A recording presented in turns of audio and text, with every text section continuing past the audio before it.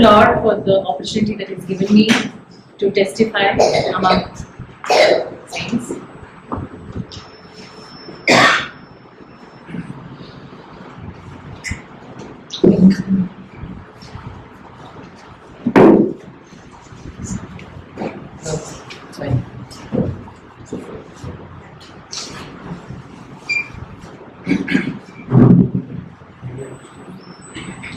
For the opportunity He's given me to testify among all of you. ದೇವರು ನನಗೆ ಕೊಟ್ಟಂತಹ ಈ ಸ್ವವಕಾಶಕ್ಕಾಗಿ ನಾನು ದೇವರಿಗೆ ವಂದಿಸುವುದಾಗಿದ್ದೇನೆ. ಇಂದಿನ ದಿನ ನನ್ನ ಒಂದು ಸಾಕ್ಷಿಯನ್ನು ನಿಮ್ಮೊಂದಿಗೆ ಹಂಚಿಕೊಳ್ಳಲು. I think this is the third time I'm sharing my testimony in my life. ನಾನು ಯೋಚಿಸ್ತಾ ಇದ್ದೇನೆ, ಇದು ನನ್ನ ಮೂರನೆಯ ಬಾರಿ ನನ್ನ ಒಂದು ಸಾಕ್ಷಿಯನ್ನ ನಿಮ್ಮ ಮಧ್ಯದಲ್ಲಿ ನಾನು ಹಂಚಿಕೊಳ್ತಾ ಇದ್ದೇನೆ. First was before marriage when I got engaged in Joshua when they were sending me. ಮೊದಲನೇ ಬಾರಿ ಜೆಹೋಶಮದಲ್ಲಿ ನನ್ನ ಒಂದು ಎಂಗೇಜ್ಮೆಂಟ್ ಆದಂತಹ ಒಂದು ಸಂದರ್ಭದಲ್ಲಿ ನಾನು ನನ್ನ ಸಾಕ್ಷಿಯನ್ನು ಹಂಚಿಕೊಂಡಿದ್ದೇನೆ. Next was after I got married in Bethlehem. ತದನಂತರ ಬೆತ್ಲೆಹೇಮ್ ಸಭೆಯಲ್ಲಿ ನನ್ನ ಮದುವೆಯ ನಂತರ ನಾನು ನನ್ನ ಸಾಕ್ಷಿಯನ್ನು ಹಂಚಿಕೊಂಡಿದ್ದೇನೆ. And today I share after 20 years of marriage. ಇವತ್ತು 20 ವರ್ಷಗಳ ನಂತರ, ಮದುವೆಯ ನಂತರ 20 ವರ್ಷಗಳ ನಂತರ ಮತ್ತೊಂದು ಬಾರಿ ನನ್ನ ಸಾಕ್ಷಿಯನ್ನು ಹಂಚಿಕೊಳ್ಳುವ ಭಾಗ್ಯವನ್ನು ಹೊಂದಿದ್ದೇನೆ. So before I go into my testimony, I just want to tell a very short story. ನಾನು ನನ್ನ ಒಂದು ಸಾಕ್ಷಿಯಲ್ಲಿ ಮುಂದುವರಿಯೋದಕ್ಕಿಂತ ಮುಂಚಿತವಾಗಿ ಒಂದು ಚಿಕ್ಕ ಕಥೆಯನ್ನು ನಾನು ಹೇಳಲಿಕ್ಕೆ ಇಷ್ಟಪಡ್ತೇನೆ. An allegory which is somewhat like my testimony. So if you forget my testimony, at least you'll remember that story.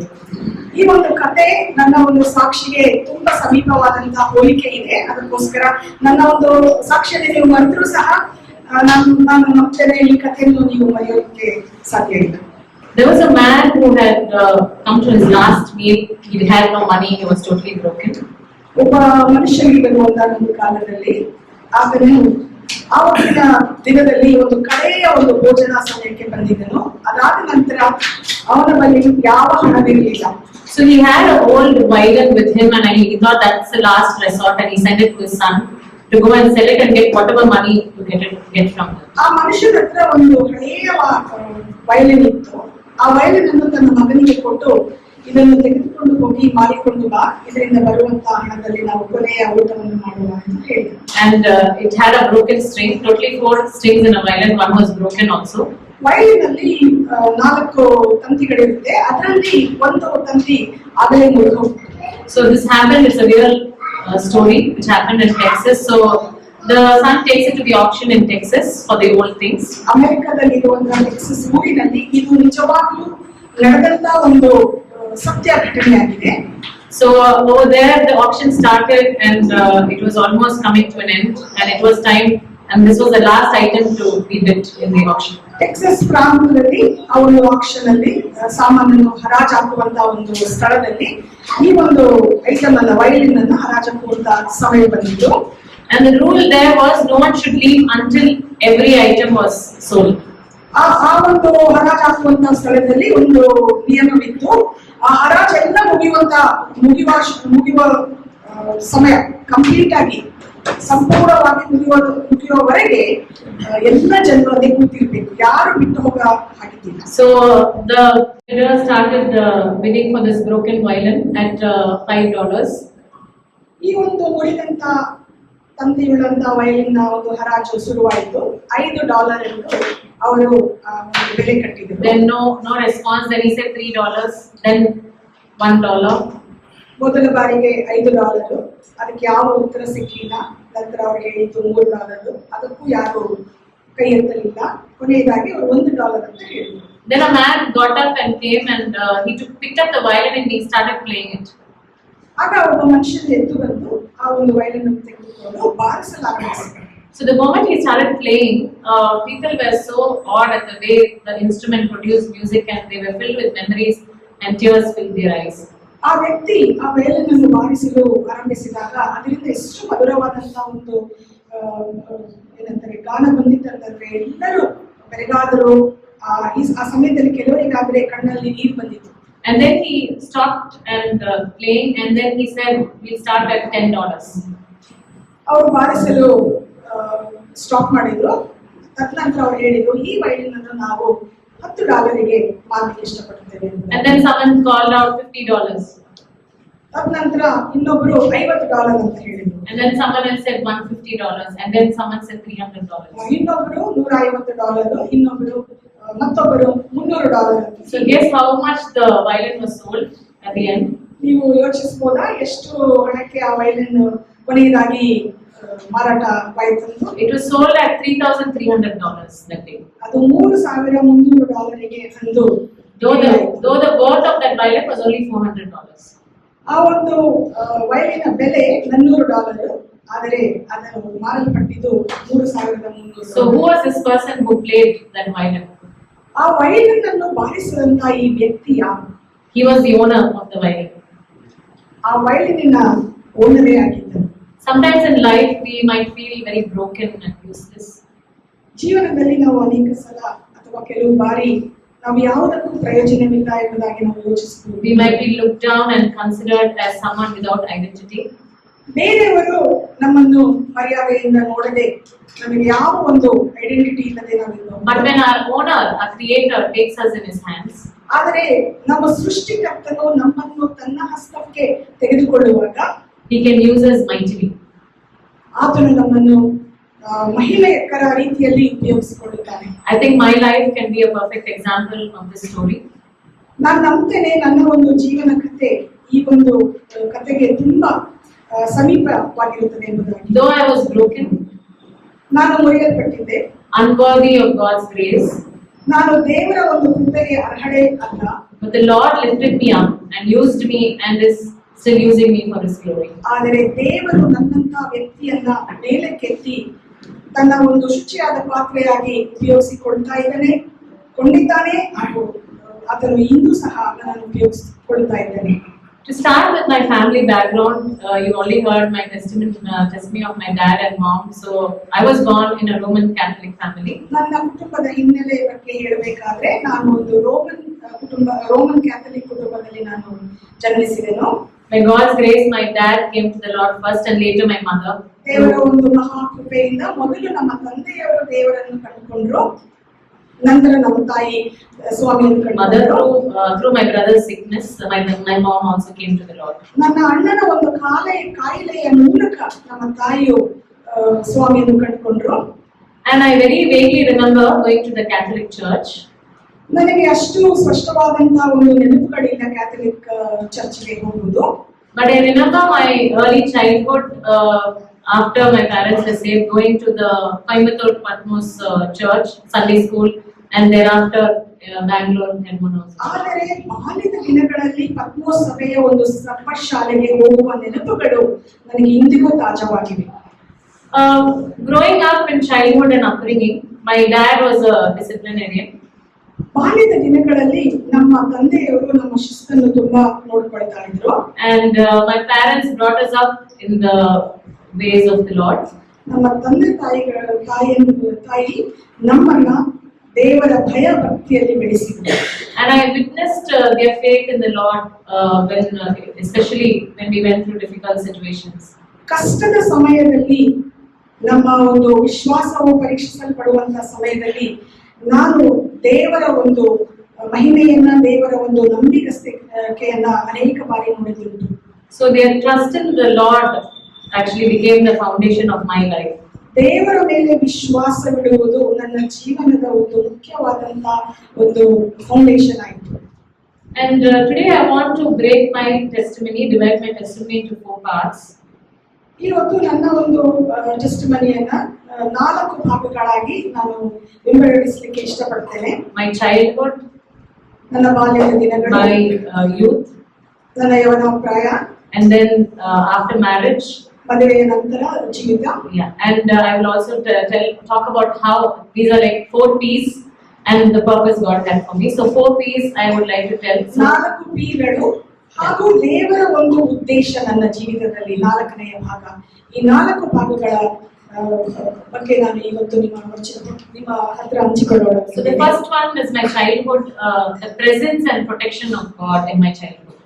ನನ್ನ ಬಾಲ್ಯದ ದಿನಗಳಲ್ಲಿ ದೇವರ ಪ್ರಸನ್ನತೆ ಹಾಗೂ ದೇವರು ಯಾವ ರೀತಿ ನನ್ನನ್ನು ಕಾಪಾಡಿದರು ಎಂಬುದರ ಬಗ್ಗೆ. So in my childhood there were 3 I would say as a child, a life-threatening moments that I felt God's presence really, very real and personal to me. in a personal way. ಬಾಲ್ಯದ ದಿನಗಳಲ್ಲಿ ಅನೇಕ ಸಮಯ ಭಯಭೀತಿಯ ಒಂದು ಸಮಯದಲ್ಲಿ ಅನೇಕ ಬಾರಿ ನಾನು ವೈಯಕ್ತಿಕ ರೀತಿಯಲ್ಲಿ ದೇವರ ಒಂದು ಸನಿಹವನ್ನ ನಾನು experience ಮಾಡಿದ್ದುಂಟು. So the first time was when I was around 9 years old. I felt sick. ನಾನು 9 ವರ್ಷದ ಬಾಲಕಿಯಾಗಿದ್ದಾಗ ನಾನು ಒಮ್ಮೆ ಕಾಯಿಲೆ ಬಿದ್ದೆ. I felt unconscious and I was not. My parents were not with me. I was in my aunt's house.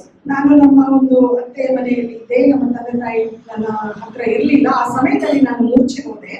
And all I knew was I was at the hospital bed and no one would tell me what happened to me. ನನಗೆ ಇಷ್ಟೇ ಗೊತ್ತುಂಟು, ನಾನು ಕಣ್ತೆರೆದಾಗ ನಾನು ಆಸ್ಪತ್ರೆಯಲ್ಲಿ ಇದ್ದೇನೆ. ನನಗೆ ಏನಾಗಿದೆ ಎಂಬುದಾಗಿ ಸಹ ನನಗೆ ಗೊತ್ತಿಲ್ಲ. So at that moment, ಆ ಒಂದು ಕ್ಷಣದಲ್ಲಿ maybe I was naive as a child. I thought I'm going to die. ಆ ಒಂದು ಕ್ಷಣದಲ್ಲಿ ನಾನು ಚಿಕ್ಕವಳಾಗಿದ್ದೆ ಕಾರಣ ನನಗನ್ನಿಸ್ತು ನಾನು ಬಹುಶಃ ಸಾಯ್ತೇನೆ ಎಂಬುದಾಗಿ. And immediately I felt that the Lord spoke to me. Actually, He was reminding the promise verse of that year what I picked up. ಆ ಸಮಯದಲ್ಲಿ ನನಗೆ ಈ ರೀತಿ ಅನಿಸಿತು, ಆ ಒಂದು ವರ್ಷದಲ್ಲಿ ನಾನು ದೇವರ ಒಂದು ಆಲಯದಲ್ಲಿ ತೆಗೆದುಕೊಂಡಂತಹ ಒಂದು ದೇವರ ಒಂದು ವಾಗ್ದಾನ ನನಗೆ ನೆನಪಿಗೆ ಬಂತು. The moment I had that fear, and this verse came from Judges 6:23. ಆ ಭಯದ ಆ ಕ್ಷಣದಲ್ಲಿ ತದನಂತರವೇ ಮರುಕ್ಷಣವೇ ನನಗೆ ಈ ವಾಕ್ಯವು ದೇವರು ನೆನಪಿಗೆ ತಂದುಕೊಟ್ರು. Fear not, you shall not die. ಆ ವಾಕ್ಯ ಈ ರೀತಿ ಹೇಳ್ತದೆ, ನ್ಯಾಯಸ್ಥಾಪಕರ ಪುಸ್ತಕ 6ನೇ ಅಧ್ಯಾಯ 23ನೇ ವಚನ. ಆದರೆ ಕರ್ತನು ಅವನಿಗೆ, ನಿನಗೆ ಸಮಾಧಾನವಾಗಲಿ, ಭಯಪಡಬೇಡ, ನೀನು ಸಾಯುವುದಿಲ್ಲ ಅಂದನು. Yeah, so this is in context with Gideon, and I was like one Gideon only. ಇದು ಗಿದ್ಯೋನಿಗೆ ಸಂಬಂಧಪಟ್ಟಂತ ಒಂದು ವಚನ.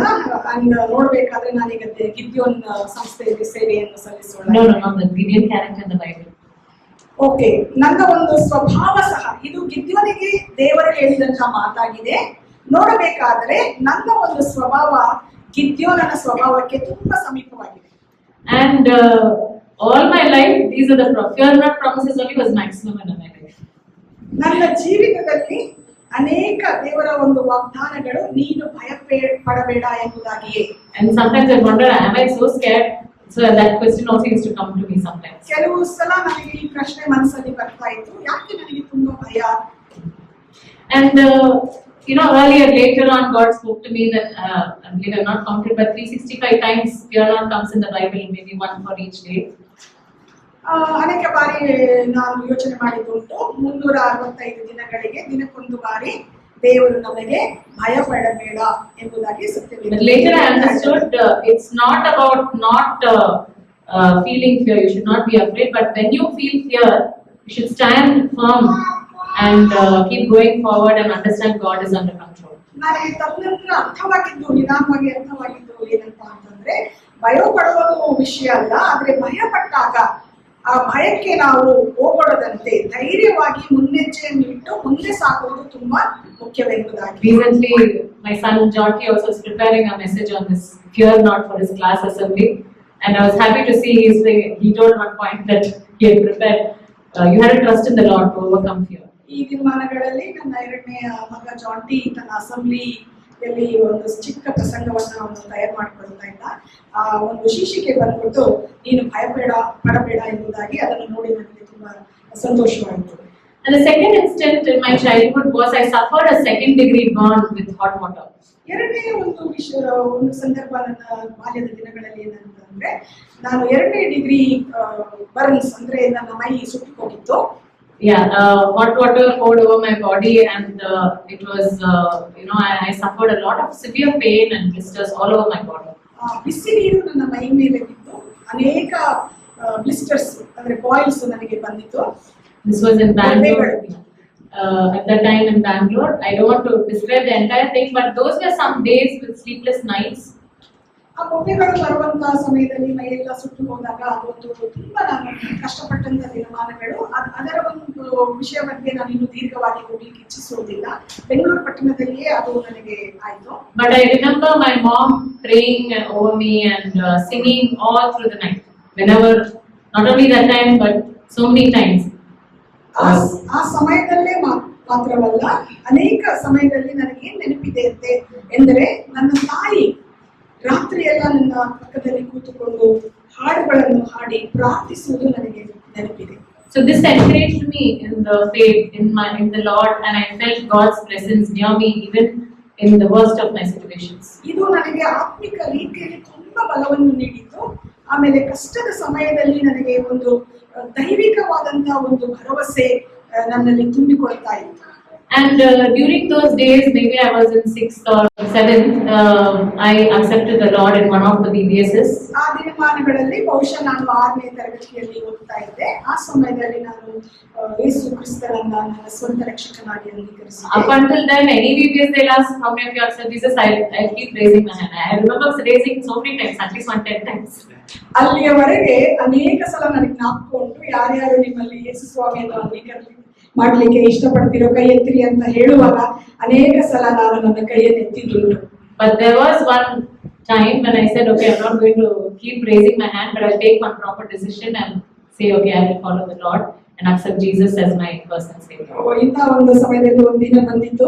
ಆ ದಿನದಲ್ಲಿ ನಾನು ಹೇಳ್ಕೊಂಡೆ ಏನಂದ್ರೆ, ಈ ದಿನ ನಾನು ತೀರ್ಮಾನವನ್ನು ಮಾಡ್ತೇನೆ, ಈ ದಿನ ನಾನು ಯೇಸು ಕ್ರಿಸ್ತನನ್ನ ನನ್ನ ಸ್ವಂತ ರಕ್ಷಕನಾಗಿ ಅಂಗೀಕಾರ ಮಾಡುತ್ತೇನೆ ಎಂಬ ತೀರ್ಮಾನಕ್ಕೆ ನಾನು ಬರುವಳಾಗಿದ್ದೇನೆ. But little did I know that time that salvation was a lifelong process. It's just not that one step. ಆ ಸಮಯದಲ್ಲಿ ನನಗೆ ಇನ್ನೂ ಇಷ್ಟೊಂದು ಅರಿವು ಮೂಡಿರಲಿಲ್ಲ.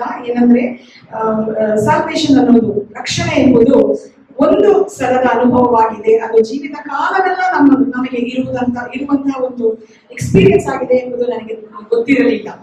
And fast forward around when I was 14 years old, I think I was studying in 9th standard at that time. ನನಗೆ 14 ವರ್ಷ ಇರುವಾಗ ನಾನು 9ನೇ ತರಗತಿಯಲ್ಲಿ ಓದ್ತಾ ಇದ್ದೆ. I had a severe eye injury. ನನ್ನ ಕಣ್ಣಿಗೆ ಒಂದು ಗಂಭೀರವಾದಂತಹ ಗಾಯವಾಗಿತ್ತು.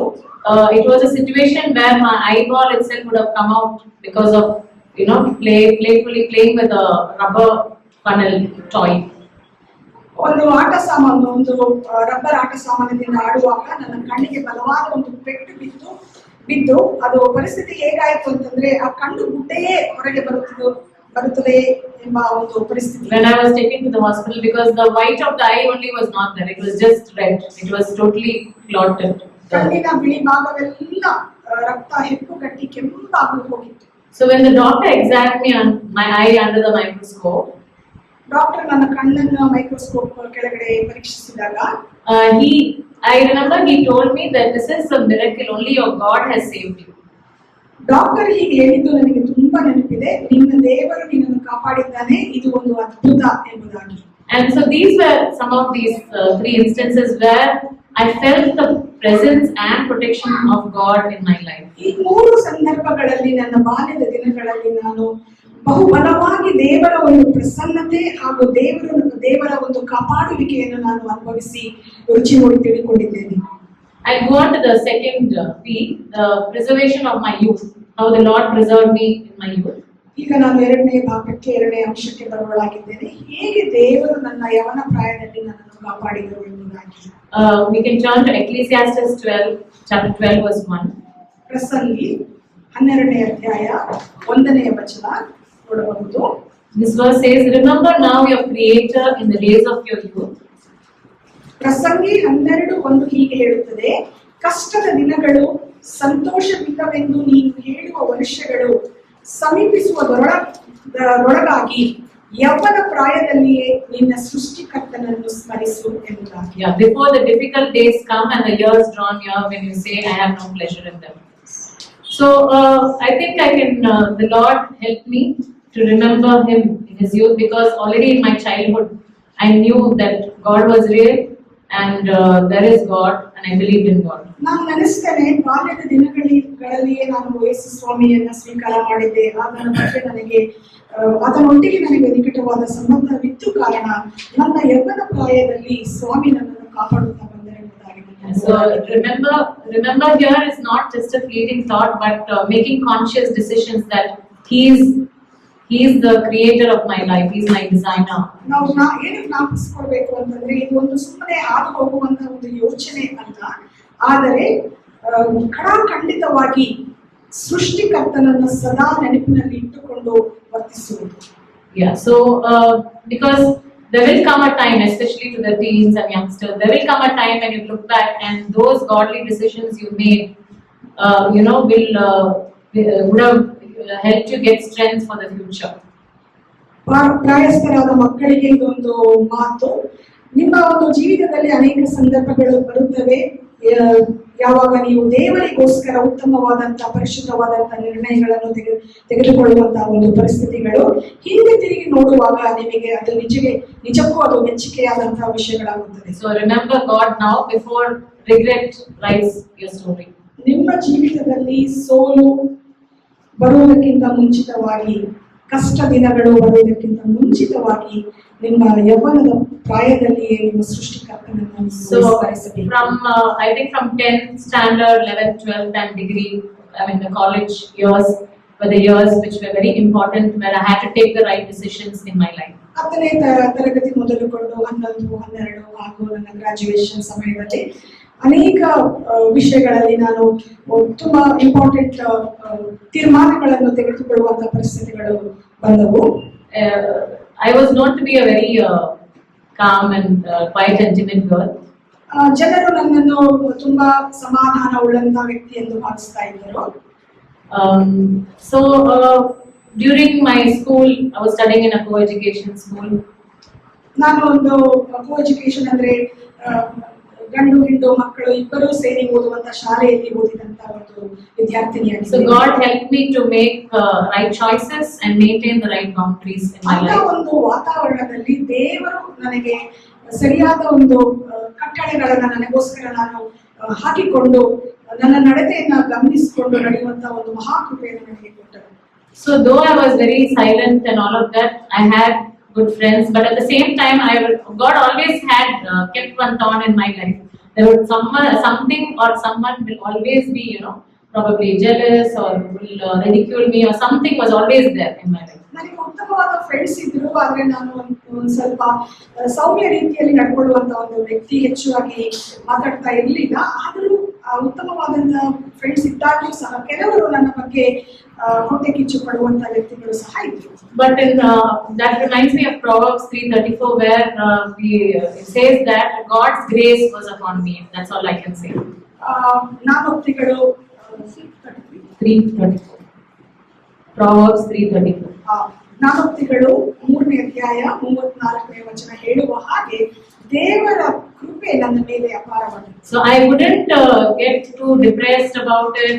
At that moment I might be feeling hurt, but I will always bounce back, and I think God gave me that strength and grace. ಜನರು ನನಗೆ ಹೀಯಾಳಿಸಿದರೂ ಸಹ ಆ ಸಮಯದಲ್ಲಿ ದೇವರು ನನಗೆ ಏನಂತಾರೆ ಒಳ್ಳೆ ಜ್ಞಾನವನ್ನು ಕೊಟ್ಟು ಸುಜ್ಞಾನವನ್ನು ಕೊಟ್ಟು ನನ್ನನ್ನು ನಡೆಸ್ತಾ ಇದ್ರು. ಅವರು ಹೊರಗಿನವರು ನನ್ನನ್ನು ಯಾವ ರೀತಿಯಲ್ಲಿ ಟ್ರೀಟ್ ಮಾಡ್ತಾ ಇದ್ರಲ್ಲ, ಅದು ನನಗೆ ಅಷ್ಟು ಅಫೆಕ್ಟ್ ಆಗ್ತಾ ಇರಲಿಲ್ಲ. But God, even from that time, He was, I think, quietly equipping me for His purpose from that young age. ಆ ಒಂದು ಚಿಕ್ಕ ಪ್ರಾಯದಿಂದಲೇ ನಾನು ನೆನೆಸ್ತೇನೆ, ನಾನು ನಂಬ್ತೇನೆ, ದೇವರು ನನ್ನನ್ನು ತನ್ನ ಒಂದು ಉತ್ತಮ ಉದ್ದೇಶಕ್ಕಾಗಿ ನನ್ನನ್ನು ತಯಾರು ಮಾಡುತ್ತಾ ಇದ್ದರು ಎಂದು. I used to be a part of the school choir.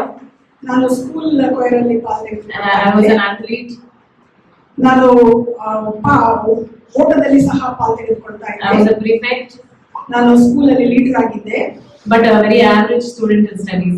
ಆದ್ರೆ ವಿದ್ಯಾಭ್ಯಾಸದಲ್ಲಿ average student ಆಗಿದ್ದೆ.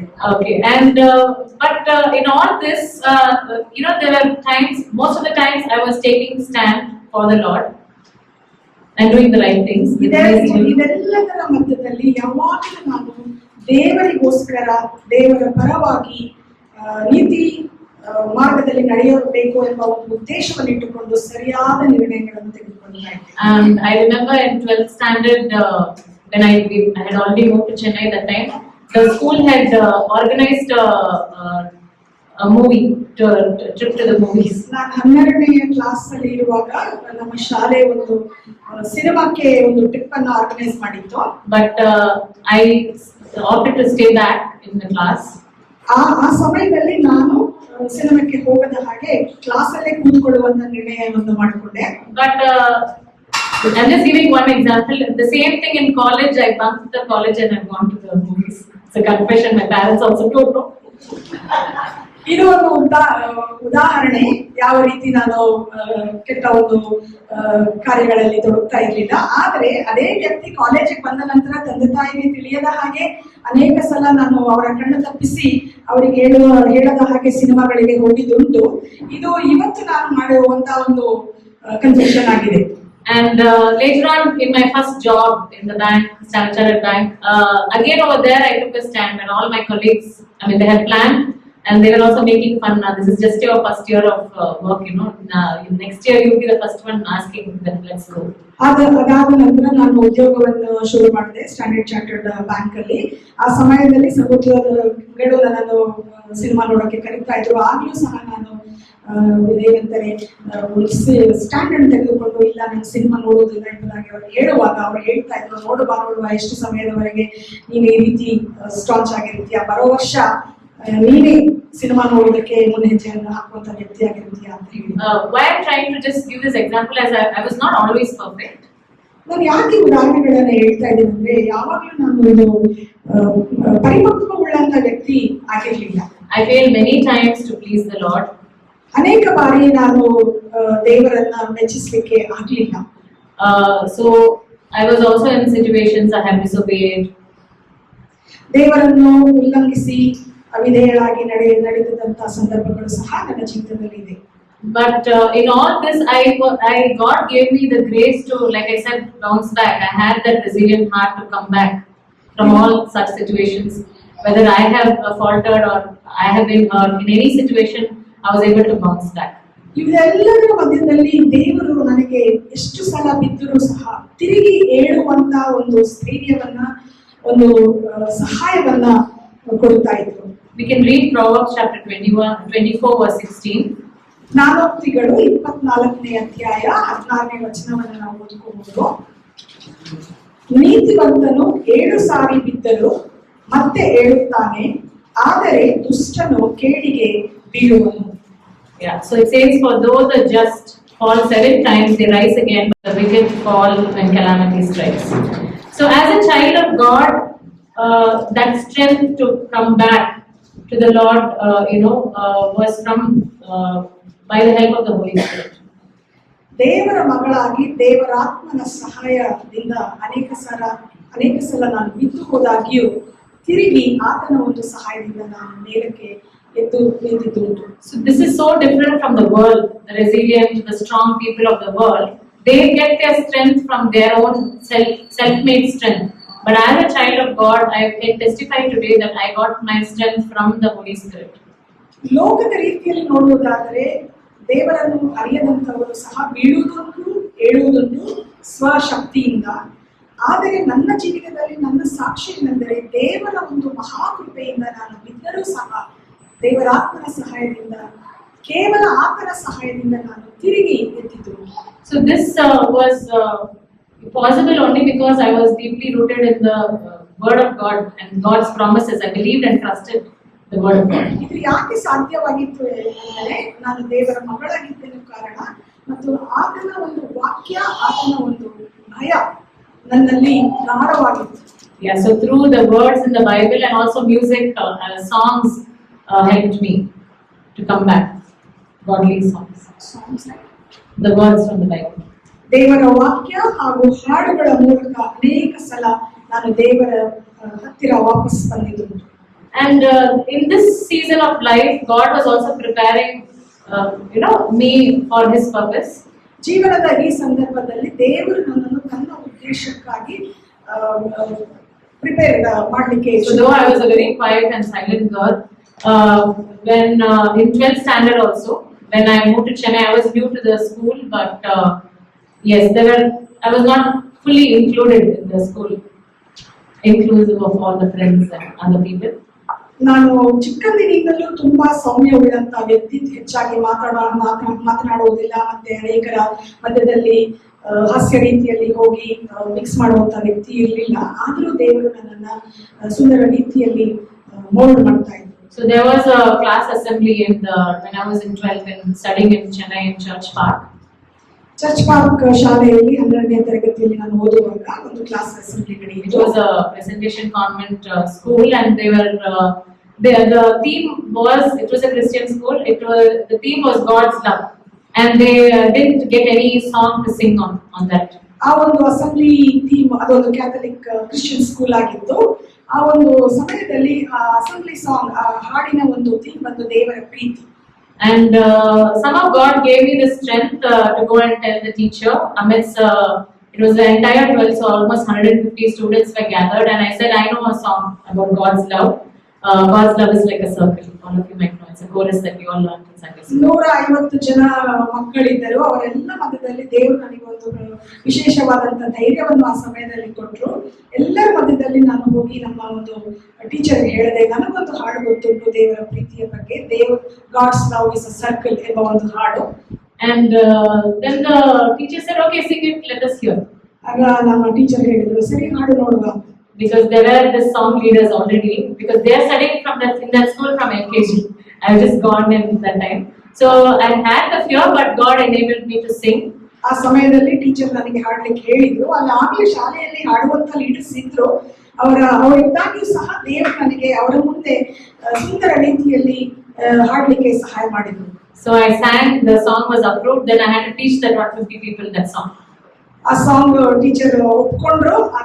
ನಂತರ ನಾನು 150 ಮಕ್ಕಳಿಗೆ ಆ ಹಾಡನ್ನು ಹೇಳಿಕೊಡು. So I believe those were days, it was like a training ground for my future ministry. So ಆ ದಿನಮಾನಗಳು ನನ್ನ ಒಂದು training ದಿನಗಳಾಗಿದ್ದವು. And in college I started writing poems from nowhere. I don't even know how I started.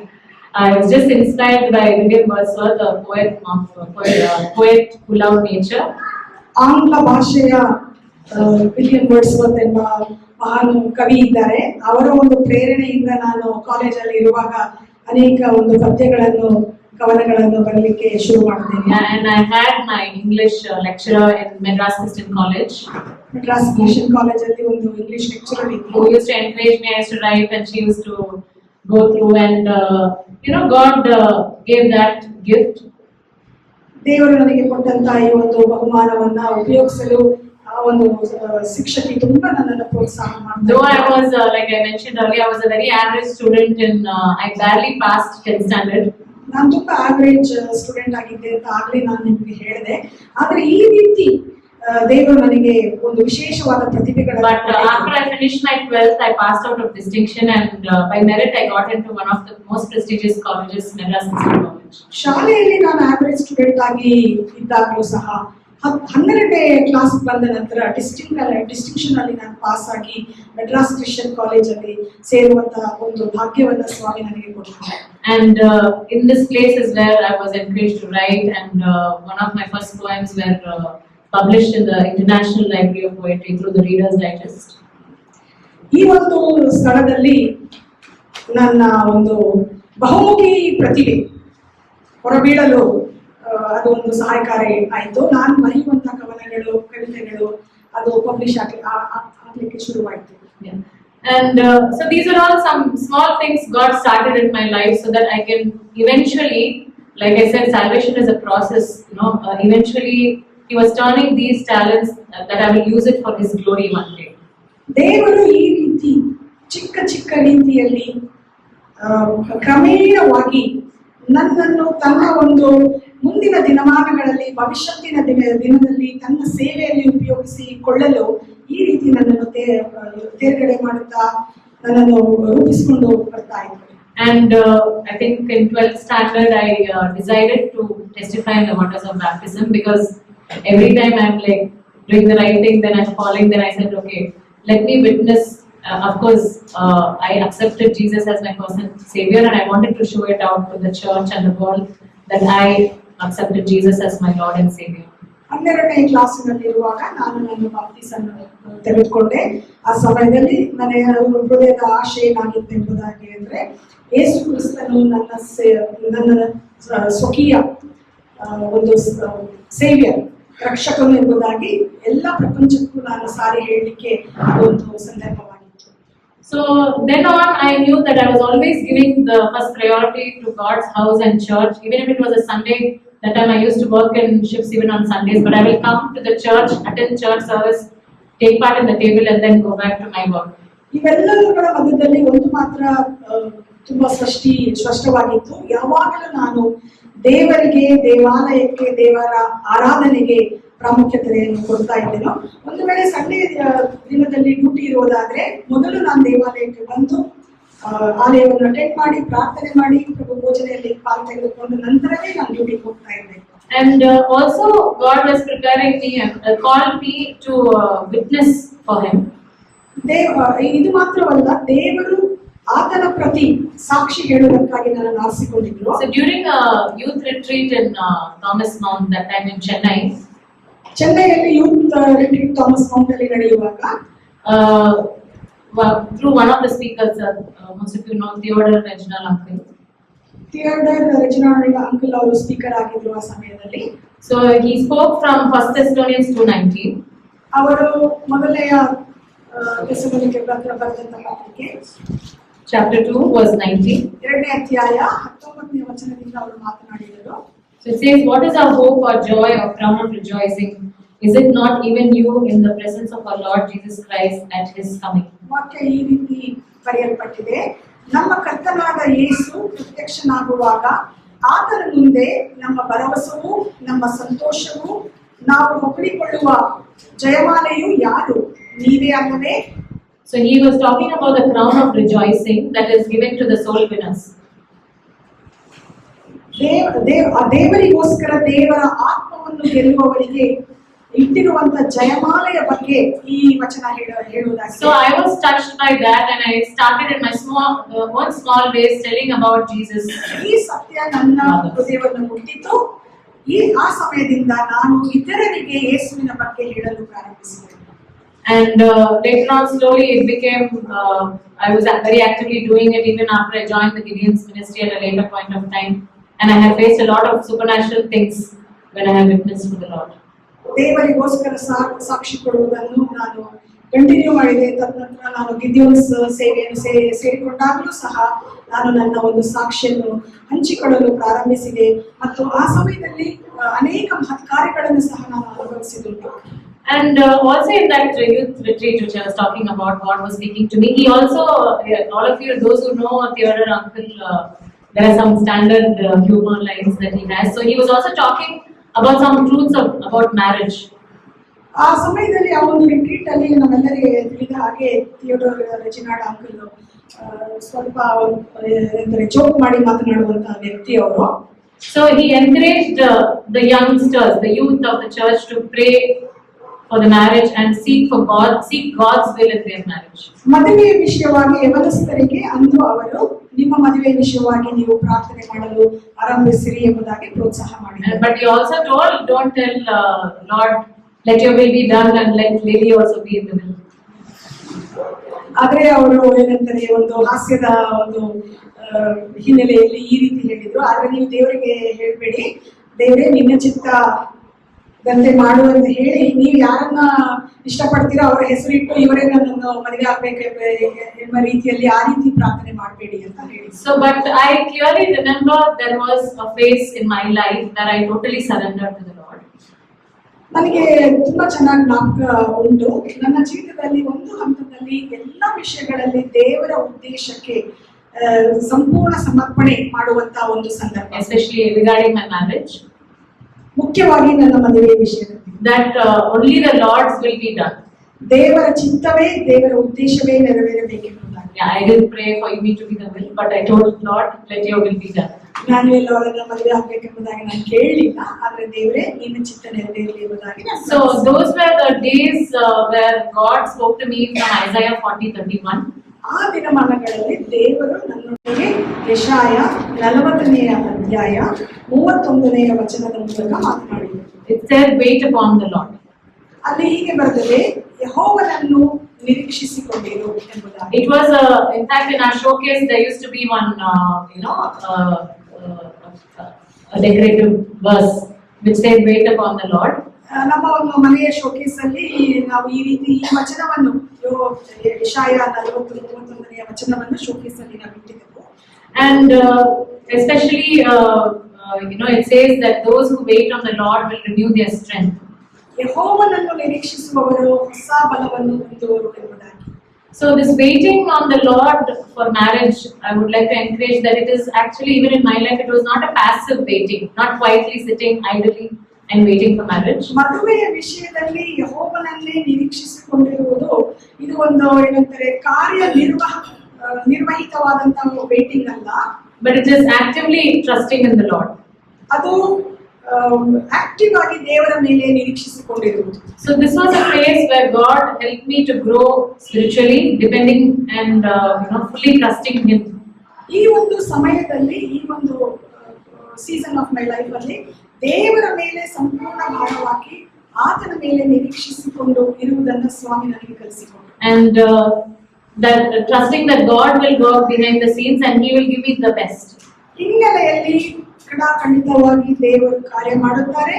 ಆತನ ಉದ್ದೇಶದಲ್ಲಿ ನನಗೆ ಯಾವುದು ತುಂಬಾ precious ಆಗಿದೆಯೋ ಅದನ್ನು ಕೊಡ್ತಾರೆ ಎಂಬ ಒಂದು ನಿರೀಕ್ಷೆ. So this is like a perfect reminder for all those who are waiting, especially for marriage or whatever season of life you're in, to actively wait. Where even for me, when I was waiting, I was in fact focusing on my deepening my relationship with God. ಈ ಒಂದು ವಾಕ್ಯ ನಿಮ್ಮಲ್ಲಿ ಅನೇಕರು ಒಂದು ವೇಳೆ ಯಾವುದೇ ವಿಷಯಕ್ಕಾಗಿ ದೇವರಲ್ಲಿ ನಿರೀಕ್ಷಿಸಿಕೊಂಡು ಇದ್ದೀರೋ, ಅದು ಬಹುಶಃ ಮದುವೆಯ ವಿಷಯ ಇರಬಹುದು ಅಥವಾ ನಿಮ್ಮ ಕೆಲಸದ ವಿಷಯ ಇರಬಹುದು, ಈ ಒಂದು ವಾಕ್ಯದ ಮೂಲಕ ನೀವು ಬಲಪಡಬೇಕೆಂಬುದಾಗಿ ನಾನು. So God was preparing me and He will prepare you as well as the other person. ಆ ಸಮಯದಲ್ಲಿ during this period of waiting. ಆ ಸಮಯದಲ್ಲಿ ಯೆಹೋವನನ್ನು ನಾನು ನಿರೀಕ್ಷಿಸಿಕೊಂಡಿರುವಾಗ ದೇವರು ನನ್ನನ್ನು ತನ್ನ ಒಂದು ಯೋಜನೆಗೆ ತಯಾರು ಮಾಡ್ತಾ ಇದ್ದರು. ಅದೇ ದೇವರು, ಅದೇ ಸ್ವಾಮಿ, ನೀವು ಆತನ ಮೇಲೆ ನಿರೀಕ್ಷೆ ಇಟ್ಟುಕೊಂಡಿರುವಾಗ ನಿಮ್ಮನ್ನು ಸಹ ತಾನು ಏನು ಮುಂದೆ ನಿಮಗೆ ಅತ್ಯುತ್ತಮವಾದಂತಹದ್ದನ್ನು ಕೊಡಬೇಕೆಂದು ಇಚ್ಛಿಸುತ್ತಾನೋ ಅದಕ್ಕಾಗಿ ನಿಮ್ಮನ್ನ ಅದನ್ನು ತಯಾರು ಮಾಡಿ. So the Lord helped me to trust my all my emotional and spiritual needs will be met by the Lord in His perfect time. ನನ್ನ ಎಲ್ಲ ಅಗತ್ಯತೆಗಳು, ನನ್ನ ಮಾನಸಿಕ ಅಗತ್ಯತೆಗಳು, ಶಾರೀರಿಕ ಅಗತ್ಯತೆಗಳು ಎಲ್ಲವನ್ನು ದೇವರು ಪೂರ್ತಿ ಮಾಡುವನು ಎಂಬ ನಿರೀಕ್ಷೆಯನ್ನು ದೇವರು ನನ್ನ ಹೃದಯಕ್ಕೆ ಇಟ್ಟಿದ್ದಾರೆ. And those were days like Romans 8:28 was my anthem, that all things work together for good for those who love God and called according to His ಆ purpose. ದಿನಮಾನಗಳಲ್ಲಿ ರೋಮ 8:28 ಎಲ್ಲ ವಿಷಯಗಳು ದೇವರನ್ನು ನಂಬಿಕೊಂಡಂತಹ ಮಕ್ಕಳ ಜೀವಿತದಲ್ಲಿ ಒಳ್ಳೆಯದಕ್ಕಾಗಿಯೇ ಜರುಗಿಸಲ್ಪಡುತ್ತದೆ ಎಂಬ ಒಂದು ವಚನ ನನ್ನ ಜೀವಿತದ ಒಂದು ಬಾಟಮ್ ಲೈನ್ ಆಗಿತ್ತು, ಸಿಗ್ನೇಚರ್ ಸ್ಟೇಟ್ಮೆಂಟ್ ಆಗಿತ್ತು. And in the right time, God brought the proposal through even Rajan uncle and approached Paul uncle family, and we were all in fact family friends, Ravi uncle, Paul uncle and our family and another family, Tira. We were all family friends. But however, there was God's guidance was there, and we knew that it was God's will also there. One more uncle also, without he came and brought a proposal, and also my parents had peace over this. ತಕ್ಕ ಸಮಯದಲ್ಲಿ ಯೆಹೋವನನ್ನು ನಿರೀಕ್ಷಿಸಿಕೊಂಡಿರುವಾಗ ದೇವರು ಎಲ್ಲ ಒಂದು ನಮ್ಮ ಕುಟುಂಬಗಳಲ್ಲಿ ಇರುವಂತ ಹಿರಿಯರನ್ನ, uncles ಅನ್ನ ಒಟ್ಟುಗೂಡಿಸಿ ಅವರ ಮೂಲಕ ತುಂಬಾ ಗಂಭೀರವಾಗಿ ನಮ್ಮ ಮದುವೆಯನ್ನು ನಡೆಸಿದ್ದಾರೆ. And now we, by God's grace, complete 20 years of our marriage. ದೇವರ ಕೃಪೆಯಿಂದಾಗಿ 20 ವರ್ಷಗಳು ನಾವು ನಮ್ಮ ಒಂದು ಮದುವೆ ವರ್ಷಗಳನ್ನ ನೋಡಿದ್ದೇವೆ. And it was perfect. We are basically two imperfect people who came together, I would say.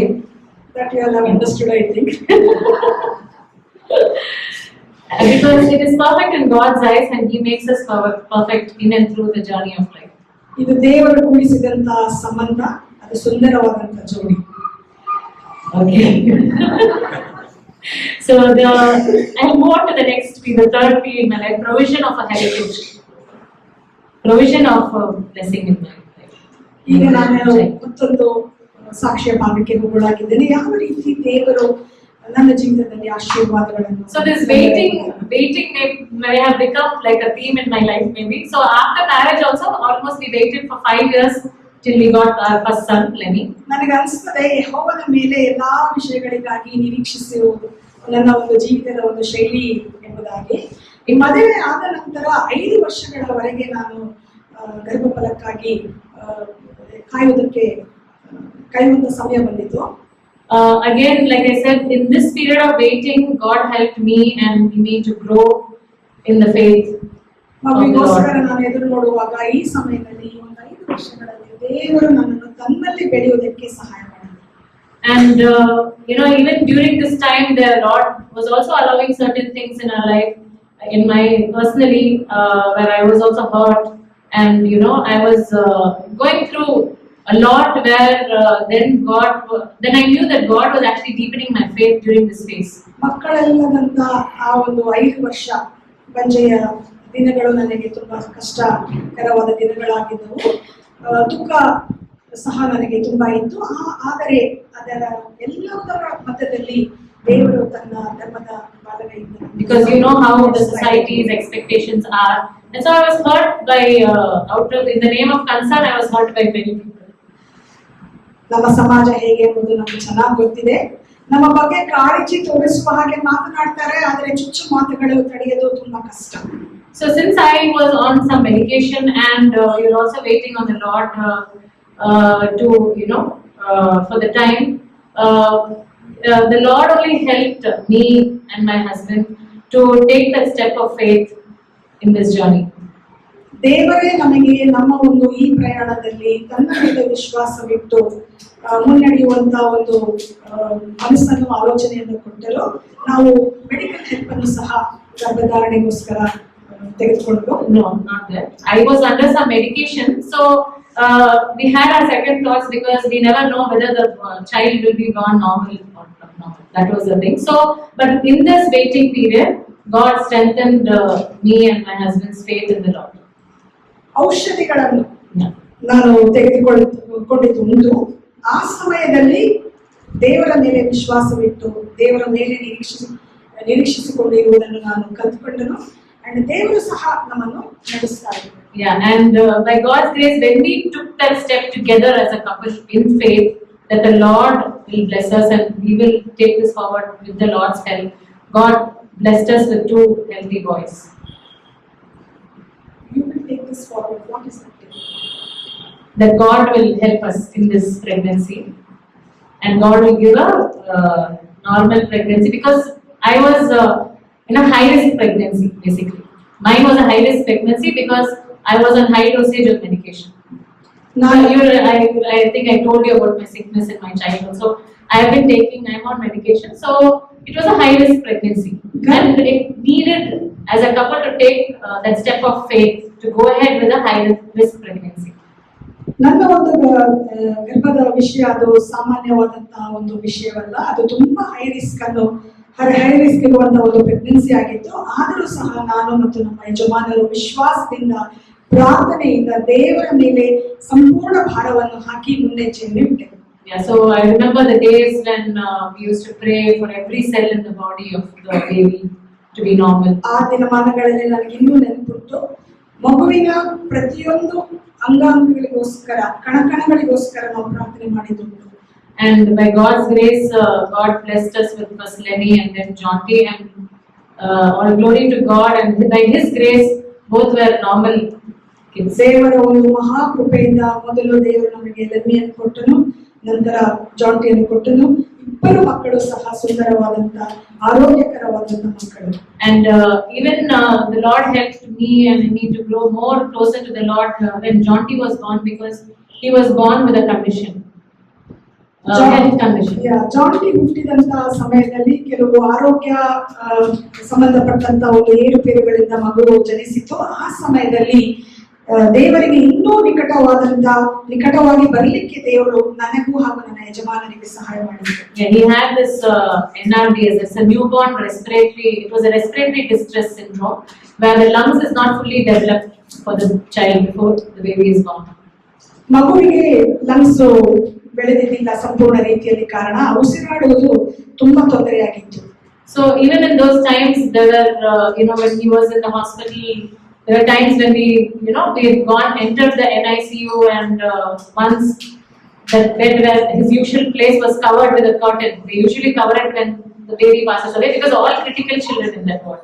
ಎಂತ ಭೀಕರವಾದಂತಹ ಸಮಯಗಳನ್ನ, ಭಯಭೀತಿ ಉಳ್ಳಂತ ಸಮಯಗಳನ್ನ ನಾವು ಹಾದು ಹೋಗಿದ್ದೇವೆ ಅಂದ್ರೆ, ಒಂದು ದಿನ NIC ಅಲ್ಲಿ ಮಗುವಿದ್ದಾಗ ಒಂದು ಮಗುವಿನ ಸುತ್ತಲೂ ಒಂದು ಕರ್ಟೆನ್ ಹಾಕಿದ್ರು. ಯೂಶಲಿ ಆ ಕರ್ಟೆನ್ ಮಗು ಸತ್ತು ಹೋದಾಗ ಹಾಕುವಂತ ಒಂದು ಕರ್ಟೆನ್ ಆಗಿತ್ತು. So when me and Amy entered, we saw, because we could see across the lines, and we were so terrified. We just ran to see what happened, and I was like literally crying, where's my child? ಆ ಪರ್ದೆಯನ್ನು ನಾವು ನೋಡಿದಾಗ ನಾನು ಮತ್ತು ನನ್ನ ಯಜಮಾನರು ಭಯಭೀತಿ ಉಳ್ಳವರಾಗಿ ಆ ಒಂದು hospital ward ಅಲ್ಲಿ NIC ಅಲ್ಲಿ ಓಡಿ ಹೋದವು. ನಮ್ಮ ಮಗು ಏನಾಯ್ತು ಅಂತ ನಾನು ಚೀರಿ ಅಳಲು ಆರಂಭಿಸಿದೆ. But by God's grace, they had moved him, and Arman was in that UV rays because of jaundice with some cooling glass and all that. He was sleeping there in the next bed. ದೇವರ ಒಂದು ಮಹಾಕೃಪೆಯಿಂದ ಮಗು ಅಲ್ಲಿ ಇರ್ಲಿಲ್ಲ. ನಮ್ಮ ಮಗುವನ್ನ ಅವರು ಬೇರೆ ಒಂದು ಸ್ಥಳದಲ್ಲಿ ಮಲಗಿಸಿ ಬಿಟ್ಟಿದ್ದರು. Yeah, because he was not able to, breathe properly, rapid breathing, shallow breathing. So that was a phase where God helped us to grow in deeper faith. ಉಸಿರಾಡಲು ತುಂಬಾ ತೊಂದರೆ ಆಗಿತ್ತು ಮಗುವಿಗೆ. ಆದರೆ ಆ ಸಮಯದಲ್ಲಿ, ಆ ಒಂದು ಕಷ್ಟದ ಪರಿಸ್ಥಿತಿಯಲ್ಲಿ ತನಗೆ ದೇವರು ನಮ್ಮನ್ನು ತನಗೆ ಹತ್ತಿರವಾಗಿ ಸೆಳೆದುಕೊಂಡರು. And by God's grace, He was able to bring him out of this condition and be healed and healthy. ದೇವರ ಮಹಾಕೃಪೆಯಿಂದ ದೇವರು ಆ ಮಗುವನ್ನ ಆ ಒಂದು ಪರಿಸ್ಥಿತಿಯಿಂದ ತೆಗೆದುಕೊಂಡು ಬಂದರು ಮತ್ತು ಮುಂಬರುವ ದಿನಗಳಲ್ಲಿ ಅವನು ಆರೋಗ್ಯಕರವಾಗಿ ಬೆಳೆಯುವಂತೆ ಸಹ ದೇವರು ನಮಗೆ ಸಹಾಯ ಮಾಡಿದರು. So God has been really faithful to us in our marriage life. Even as this month we celebrated 20 years of marriage. I can only say that His grace was sufficient for us. ತುಂಬಾ ನಂಬಿಕಸ್ಥ ರೀತಿಯಲ್ಲಿ ದೇವರು ನಮ್ಮನ್ನು ಕಳೆದ 20 ವರ್ಷಗಳು ನಡೆಸಿದ್ದಾರೆ. And ಆತನ ಮಹಾಕೃಪೆ ನಮ್ಮ ಮೇಲೆ ಅಪಾರವಾಗಿ ಇದೆ. And I'll move on to the last P, God's purpose for me in my life. Last P, ದೇವರ ಒಂದು ಉದ್ದೇಶ. Like I told you, God's work of salvation was continuing in my life in every step. ದೇವರ ಒಂದು ರಕ್ಷಣೆ ಕಾರ್ಯ ನನ್ನ ಜೀವಿತದಲ್ಲಿ ಹಂತವಾಗಿ ನಾನು ಹೇಳಿದ ಹಾಗೆ ನಡೆಸುತ್ತಾ ಬಂದನು. After the children, God was teaching me to bear the fruits of the Spirit. ಮಕ್ಕಳ ಆದ ನಂತರ ಆತ್ಮದ ಫಲಗಳನ್ನ ಫಲಿಸಲು ದೇವರು ನನಗೆ ಕಲಿಸಲಾರಂಭಿಸಿದ. Especially patience and self-control. ಮುಖ್ಯವಾಗಿ ಸಹನೆ ಹಾಗೂ ದೀರ್ಘಶಾಂತಿ. Yeah. So all of the mothers will agree with me about patience. ಎಲ್ಲ ತಾಯಂದಿರು ಸಹನೆ ಬಗ್ಗೆ ನನ್ನೊಂದಿಗೆ ಕೂಗುವುದುಂಟು. So God will always would allow something in my life so that I will learn from Him. Learn from that situation. ಯಾವಾಗಲೂ ದೇವರು ನನ್ನ ಜೀವಿತದಲ್ಲಿ ಒಂದು ವಿಚಿತ್ರವಾಗಿ ಕೆಲವು ಅನುಭವಗಳನ್ನು ತೆಗೆದುಕೊಂಡು ಬರುವವನಾಗಿದ್ದಾನೆ. ಆ ಒಂದು ಅನುಭವಗಳ ಮೂಲಕ, ಆ ಒಂದು ಸಂದರ್ಭಗಳ ಮೂಲಕ ಕೆಲವು ಪಾಠಗಳನ್ನು ಕಲಿಸುವುದಕ್ಕೋಸ್ಕರ. And once I had a vocal cord swelling, then the doctor said you should not speak for 3 days, otherwise we'll have to go for surgery. ಒಂದು ಸಮಯದಲ್ಲಿ ನನ್ನ ಒಂದು ಗಂಟಲು ತುಂಬಾ ಸ್ವೆಲ್ಲಿಂಗ್ ಆಗಿ ಡಾಕ್ಟರ್ ನನಗೆ ಹೇಳಿದ್ರು you should not speak for 3 days. 3 ದಿನಗಳವರೆಗೆ ನೀವು ಮಾತನಾಡಕೂಡದು, ಗಂಟಲಿಗೆ rest ಕೊಡಬೇಕೆಂಬುದಾಗಿ. That was actually I had scheduled some recording at that time, but this was what God allowed. ಅದೇ ಸಮಯದಲ್ಲಿ ನಾನೊಂದು ಹಾಡಿನ ರೆಕಾರ್ಡಿಂಗ್ಸ್ ಗಾಗಿ ನಾನು ಸಮಯವನ್ನು ನಿರ್ದಿಷ್ಟವಾಗಿಟ್ಟಿದ್ದೆ. ಅದೇ ಸಮಯದಲ್ಲಿ ನೀನು ಮಾತು ಸಹ ಆಡಕೂಡದೆಂಬುದಾಗಿ ಡಾಕ್ಟರ್ ಹೇಳಿದ್ರು. Everyone was, my husband, children were all happy. He said, okay, there'll be silence for 3 days. There'll be silence in the house. ಯಜಮಾನರಿಗೆ ಮಕ್ಕಳಿಗೆ ತುಂಬಾ ಸಂತೋಷ ಆಯ್ತು. 3 ದಿನಗಳು ಈ ಮನೆಯಲ್ಲಿ ನಿಶಬ್ದತೆ ಇರ್ತದೆ ಎಂಬುದಾಗಿ. So through that, God was speaking to me and helping me understand to be patient. And He also, works in us before He uses us. ಈ ರೀತಿಯಾಗಿ ಈ ಸಮಯಗಳಲ್ಲಿ ದೇವರು ನನ್ನ ಜೀವಿತದಲ್ಲಿ ಕಾರ್ಯ ಮಾಡಲಿಕ್ಕೆ ಬಂದರು. ಮತ್ತು ಮುಖ್ಯವಾಗಿ ನನಗೆ ಸಹನೆಯ ಬಗ್ಗೆ ಹೇಳ್ಕೊಡ್ತಾ ಇದ್ರು. ಅಂದ ಸತ್ಯ ಸಂಗತಿ ಏನೆಂಬುದೆಂದರೆ, ನಮ್ಮನ್ನು ಉಪಯೋಗಿಸುವುದಕ್ಕಿಂತ ಮುಂಚಿತವಾಗಿ ದೇವರು ನಮ್ಮನ್ನ ಪ್ರಿಪೇರ್ ಮಾಡೋರಾಗಿದ್ದಾರೆ, ಅಂದರೆ ತಯಾರಿಸುವವರಾಗಿದ್ದಾರೆ. And also self-control in everything in our life, we need to control ourselves to please the Lord. So even in that, even if I had failed, like I told you, God gave me the grace from my childhood to come back to Him. And that is what God, is talking to us, that, we are not condemned. In Christ, no one is condemned. Even if you have made a mistake, He wants us to come back to Him. ಈ ಎಲ್ಲ ಮಧ್ಯದಲ್ಲಿ ದೇವರು ನನಗೆ ಹೇಳಿಕೊಡ್ತಾ ಇದ್ರು ಏನು ಅಂತಂದ್ರೆ, ಒಂದು ಕ್ರೈಸ್ತಿಯ ಮಗಳ ಜೀವಿತದಲ್ಲಿ ಸೆಲ್ಫ್ ಕಂಟ್ರೋಲ್, ದೀರ್ಘ ಶಾಂತಿ ಇರಬೇಕೆಂಬುದಾಗಿ. ಆಮೇಲೆ ಕರೆಕ್ಟ್, ಸೆಲ್ಫ್ ಕಂಟ್ರೋಲ್, ದೀರ್ಘ The Shanti, last fruit of the Spirit. yes, ಸ್ವಲ್ಪ ದೀರ್ಘ ಶಾಂತಿ ಇರಬೇಕೆಂಬುದಾಗಿ. And what was the next sentence? So that I will.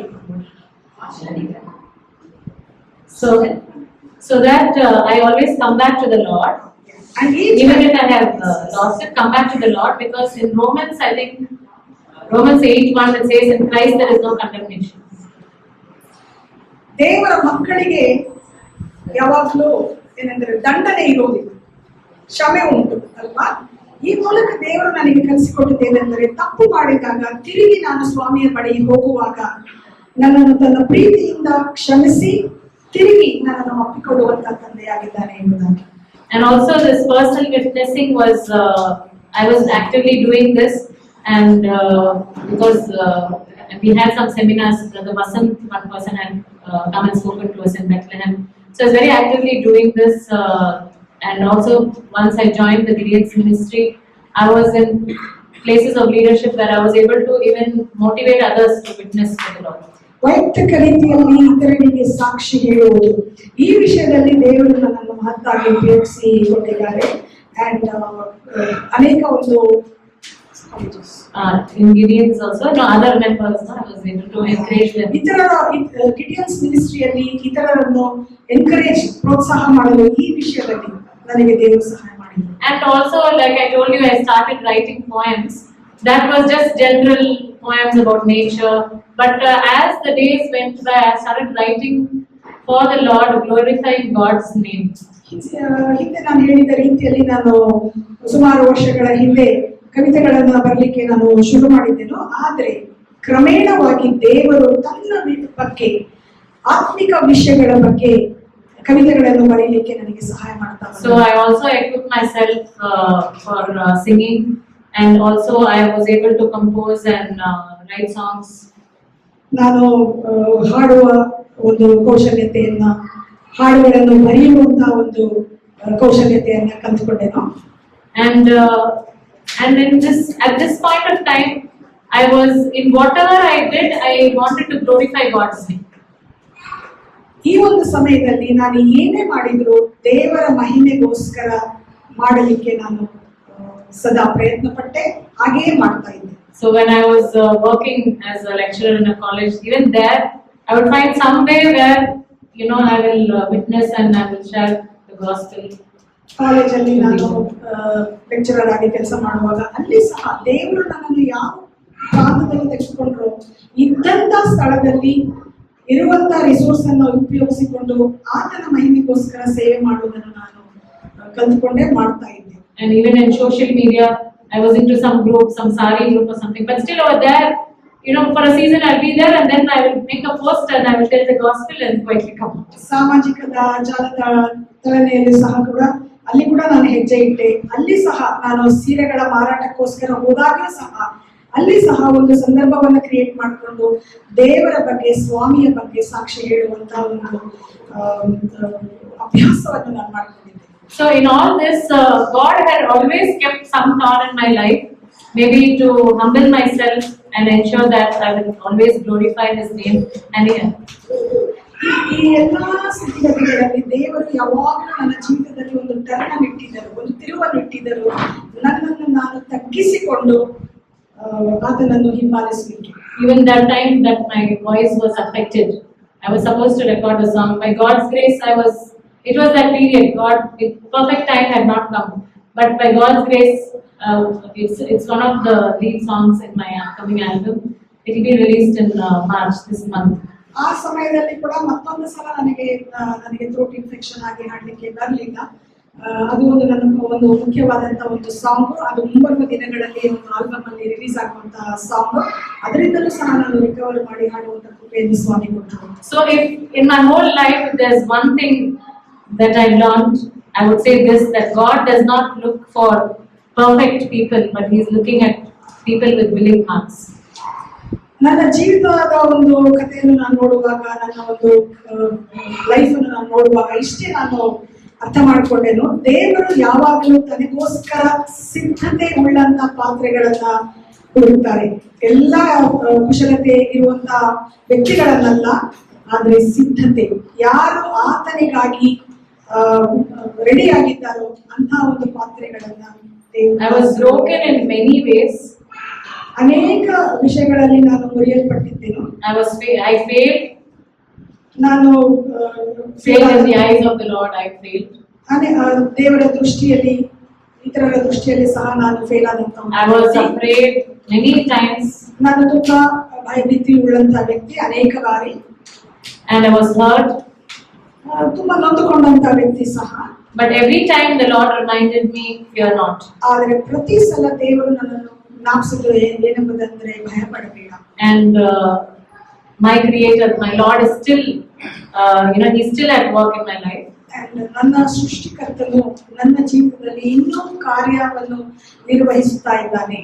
And if today any one of you feel like that broken violin, ಇವತ್ತು ನಿಮ್ಮಲ್ಲಿ ಕೂತಂತವರು ಯಾರಾದ್ರೂ ನನ್ನ ಜೀವಿತ ಸಹ ಆ ಒಂದು ಬ್ರೋಕನ್ ಮುರಿದಂತ ವಯಲಿನ್ ತರ ನನ್ನ ಜೀವಿತ ಇದೆ ಎಂಬುದಾಗಿ ನೀವು ಯೋಚಿಸುತ್ತೀರಾ? you are useless, you don't find your identity. ನಾನು ಯಾವುದಕ್ಕೂ ಪ್ರಯೋಜನ ಇಲ್ಲದಂತ ವ್ಯಕ್ತಿ, ನನಗೊಂದು ವ್ಯಕ್ತಿತ್ವ ಇಲ್ಲ ಎಂಬುದಾಗಿ ನೀವು ಯೋಚಿಸುವುದಾಗಿದ್ರೆ, remember to commit yourself into the hands of your Creator. ಒಂದು ಮಾತ್ರ ಜ್ಞಾಪಕ ಇಟ್ಕೊಳ್ಳಿ, ನಿಮ್ಮನ್ನು ನೀವೇ, ನಿಮ್ಮ ಜೀವಿತವನ್ನು ನಿಮ್ಮ ಸೃಷ್ಟಿಕರ್ತನಿಗೆ ಸಮರ್ಪಣೆ ಮಾಡಿ. And He alone, only through Him alone, He alone can produce music back in your life.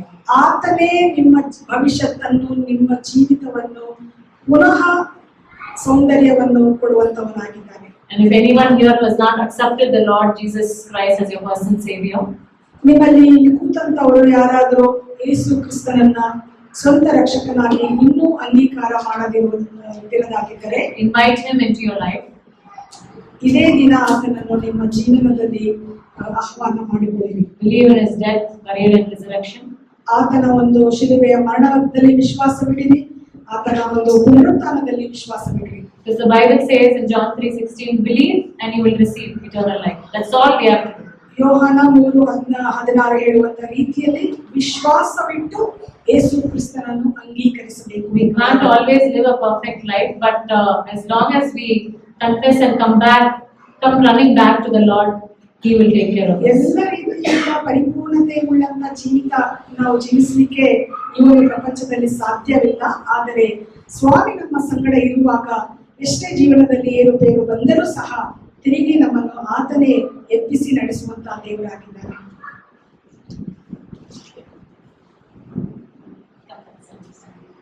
So Susan has some rapid fire. So we come to the interactive part of the testimony only for those who are comfortable. Otherwise, we don't. Yes, are you willing, Sister Bobby? Okay. So you spoke about Christ being your protector, preserver, provider, and your purpose giver. In that journey, can you please share your greatest faith challenge and struggle? ನೀವು ದೇವರು ನಿಮಗೆ ಆಶ್ರಯದುರ್ಗವಾಗಿ, ನಿಮ್ಮ ಕರ್ತನಾಗಿ, ಪ್ರಭುವಾಗಿ, ನಿಮಗೆ ಬೇಕಾದ ಎಲ್ಲದನ್ನು ಒದಗಿಸುವಾತನಾಗಿ, ಯೆಹೋವ ಈರೆಯಾಗಿ ನಡೆಸಿದ್ದಾನೆ ಎಂಬುದಾಗಿ ನೀವು ಹೇಳಿದ್ರಿ. ಇವೆಲ್ಲ ಅನುಭವಗಳಲ್ಲಿ ಎತ್ತಿ ನಿಲ್ಲುವಂತಹ ಒಂದು ಶ್ರೇಷ್ಠವಾದ ಅನುಭವ ಏನಾದರೂ ಇದ್ರೆ ನಿಮ್ಮ ಫೇತ್ ಜರ್ನಿಯಲ್ಲಿ ಹಂಚಿಕೊಳ್ಳಿ. Yeah, the only thing I think is overcoming fear. I always told you, right, from the beginning in my sickness, I had fear and anxiety. ಭಯ, ಭೀತಿಯಿಂದ ಹೊರಬರುವುದು. ದೇವರು, ನಾನು ತುಂಬಾ ಭಯಾಸ್ಪದ ಉಳ್ಳಂತ ವ್ಯಕ್ತಿಯಾಗಿದ್ದೆ. ನಾನು ಹಿಂದೆ ಹೇಳಿದ ಹಾಗೆ ಗಿದ್ಯೋನ್ ತರ ತುಂಬಾ ಭಯ. ಆ ಭಯದಿಂದ, ಆ ಭಯದ ಆತ್ಮವನ್ನ ದೇವರು ತೆಗೆದುಹಾಕಿದ್ದಾರೆ. Yeah, so some times when I was physically portion from the Bible that day was from 2 Corinthians chapter 12. Just like how Paul asked the third time for his healing. ಪೌಲನು ಹೇಗೆ 3 ಸಲ ವಾಸಿ ಮಾಡು ಎಂಬುದಾಗಿ ಕೇಳಿಕೊಂಡರ, ನನ್ನ ಲೈಫಲ್ಲೂ ಸಹ, ನನ್ನ ಜೀವಿತದಲ್ಲೂ ಸಹ ನಾನು ಹಾಗೆ 3 ಬಾರಿ ಕೇಳಿಕೊಂಡೆ. 2 ಕೊರಿಂಥ 12ನೇ ಅಧ್ಯಾಯ 8ರಿಂದ 10 ವಚನಗಳು. Yeah, so that verse 10, I think we can read. That is maybe the perfect answer to my the faith struggle. 2 Corinthians chapter 12 verses 8 to 10, but the 10th verse. 2 ಕೊರಿಂಥ 12ನೇ ಅಧ್ಯಾಯ 8ರಿಂದ 10 ವಚನಗಳು. ಆದರೆ ಪ್ರತ್ಯೇಕವಾಗಿ Yeah. 10ನೇ ವಚನ, ಆದ ಕಾರಣ ಕ್ರಿಸ್ತನಿಗೋಸ್ಕರ ದೌರ್ಬಲ್ಯ, ನಿಂದೆ, ಕಷ್ಟ, ಹಿಂಸೆ, ಸಂಕಟ ಇವುಗಳಲ್ಲಿ ನನಗೆ ಸಂತೋಷ ಉಂಟು. ಯಾಕೆಂದರೆ ನಾನು ಯಾವಾಗ ಬಲಹೀನನಾಗಿದ್ದೇನೋ ಆಗಲೇ ಬಲವುಳ್ಳವನಾಗಿದ್ದೇನೆ. Yeah, so the Lord spoke to me saying that in your weakness only my strength will be brighter, my power will be more, and my grace is sufficient for you. That's what he said. Then after that I was quiet. ಈ ವಾಕ್ಯದ ಮೂಲಕ ಸ್ವಾಮಿ ನನ್ನೊಟ್ಟಿಗೆ ಸ್ಪಷ್ಟ ರೀತಿಯಲ್ಲಿ ಮಾತನಾಡಿದರು. ನಿನ್ನ ಬಲಹೀನತೆಯ ಮೂಲಕವೇ ನನ್ನ ಬಲವನ್ನು ನಾನು ಪ್ರಕಟಿಸುತ್ತೇನೆ, ನನ್ನ ಕೃಪೆಯೇ ನಿನಗೆ ಸಾಕು ಎಂಬುದಾಗಿ. You keep saying one phrase, bouncing back, coming back, coming back. What makes you come back, and how has Christ become your contentment? Yeah, coming back like I told you. ನೀವು ಪ್ರತಿ ಸಲ ಹೇಳ್ತಾ ಇದ್ರಿ, ಬೀಳೋದು ಹೇಳೋದು, ಬೀಳೋದು ಹೇಳೋದು. ಯಾವ ರೀತಿಯಲ್ಲಿ ದೇವರು ನಿಮಗೆ ಪ್ರತ್ಯೇಕ ರೀತಿಯಲ್ಲಿ ಬಿದ್ದ ನಂತರ ತಿರುಗಿ ಹೇಳುವುದಕ್ಕೆ ಸಹಾಯ ಮಾಡಿದ್ದಾರೆ, ಮತ್ತು ಜೀವನದಲ್ಲಿ ನೀವು ಯಾವ ರೀತಿ ಕಂಟೆಂಟ್ಮೆಂಟ್ ಅಂದ್ರೆ ತೃಪ್ತಿಯನ್ನು ಪಡ್ಕೊಂಡ್ರಿ. Yeah, so yeah, that is a little difficult because when you make a mistake and things will haunt you, and it will be like so many people, so many of us, when we fail, especially, we feel that that's it, we have fallen short from the grace of God. ಇದು ಸ್ವಲ್ಪ ಕಷ್ಟ ಹೇಳೋದು. ನಮ್ಮೆಲ್ಲರಿಗೂ ಗೊತ್ತಿದ ಹಾಗೆ ನಾವು ಜೀವನದಲ್ಲಿ ಸೋಲನ್ನು ನೋಡುವಾಗ ಜಿಗುಪ್ಸೆ ಆಗುವುದು ಸಹಜ. But somehow by God's, because I also keep telling my Sunday school children, it's the verses that we by heart in the Bible, right? When you are young, those words were always reminded by the Holy Spirit to me. Sampath ಶಾಲೆಯಲ್ಲಿ ನನ್ನ ಮಕ್ಕಳಿಗೆ ಸಹ ನಾನು ಹೇಳ್ತೇನೆ, ಸಂಪತ್ ಶಾಲೆಯಲ್ಲಿ ನಾವು ಚಿಕ್ಕಂದರಿಂದ ಯಾವ ಒಂದು ವಾಕ್ಯಗಳನ್ನ ಬಾಯ್ಪಾಠ ಮಾಡ್ಕೊಂಡಿರ್ತೇವೋ, ಕಷ್ಟದ ಸಮಯದಲ್ಲಿ ದೇವರ ಆತ್ಮನು ಆ ಒಂದು ವಾಕ್ಯಗಳನ್ನ ನಮ್ಮ ಮನಸ್ಸಿಗೆ ತಂದುಕೊಟ್ಟು ಆ ವಾಕ್ಯದ ಮೂಲಕ ನಮ್ಮನ್ನು ಬಲಪಡಿಸುವನಾಗಿದ್ದಾನೆ. Yeah, like in Romans I told that sometimes we feel very condemned. I am useless, I that's it, I'm done, I made this mistake. But then God is telling us in Romans 8:1 that in Christ there is no condemnation. ಅನೇಕ ಸಲ ನಮ್ಮನ್ನು ನಾವು ಕೀಳಮಟ್ಟಕ್ಕೆ ಮಾಡಿಕೊಳ್ಳೋದುಂಟು, ನಾನು ಸರಿ ಇಲ್ಲ, ನಾನು ಯಾವುದಕ್ಕೂ ಪ್ರಯೋಜನವಿಲ್ಲ ಎಂಬುದಾಗಿ.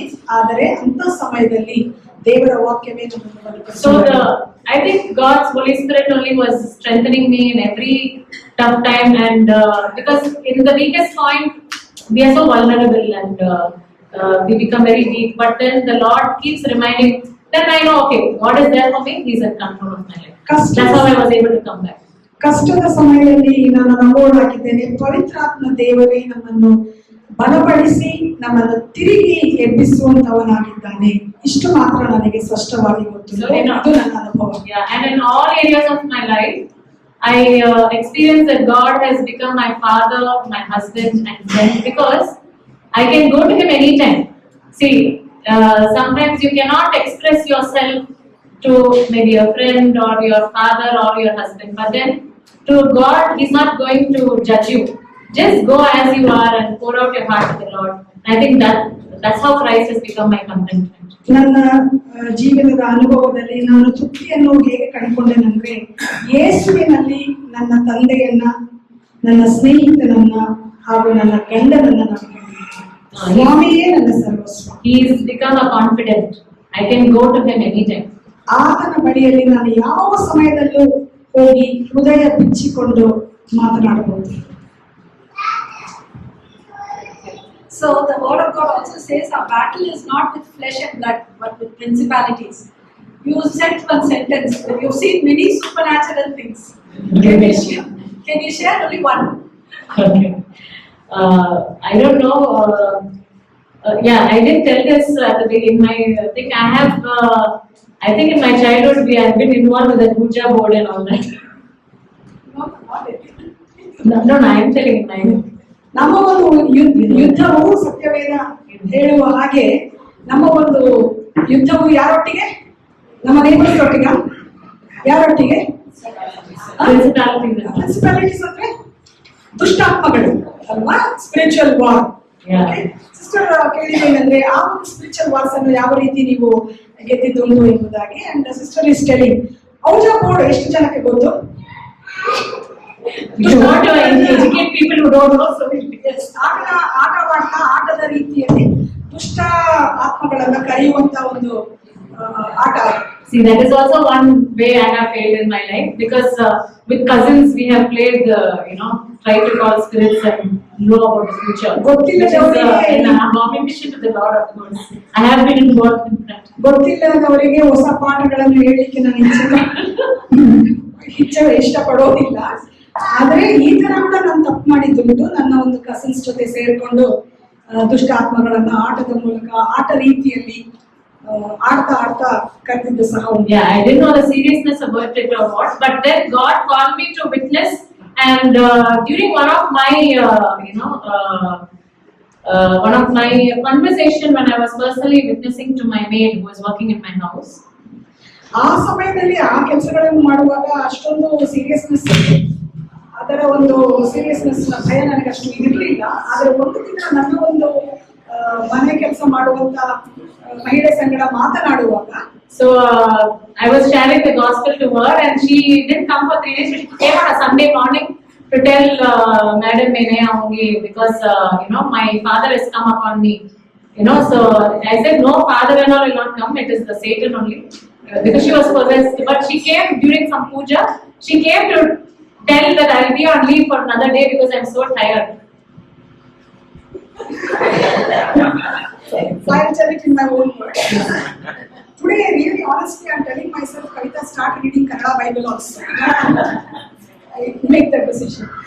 ನನ್ನ ಮನೆ ಕೆಲಸದವಳು, ಅವಳೊಟ್ಟಿಗೆ ನಾನು ವಾಕ್ಯವನ್ನು ಹಂಚಿಕೊಳ್ಳಿಕ್ಕೆ ಆರಂಭ ಮಾಡಿದ್ದೆ.